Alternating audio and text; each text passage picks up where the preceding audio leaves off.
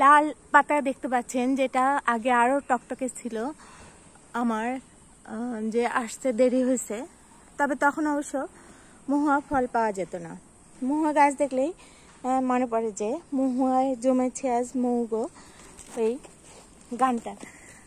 একটাও রসালো খুঁজে পাইনি, শুধুমাত্র একটা রসালো ফল পেলাম।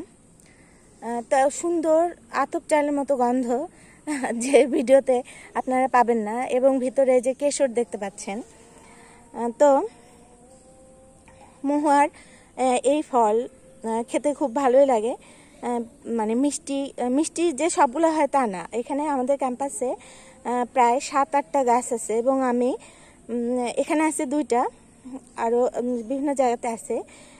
এবং ফলে আমি পার্থক্য দেখতে পাইছি। তো এই পার্থক্যর জন্যে হয়তো যে এই মহুয়ার হয়তো নিউ রেকর্ড হতে পারে ক্যাম্পাসে। তো আমি এবার ভাবছি যে ফলগুলো আমি যদিও ছবি তুলছি, আবার এবার সংগ্রহ করব এবং পার্থক্যটা ভালো করে দেখব। সেদিন আরেকটা গাছে ফুল পাইছি। তো ফল প্রচুর পড়ে থাকে, এবং মহুয়া গাছের যে ফল পাইলে যে আপনি খাবেন তা না, কারণ মহুয়ার ফুল যেটা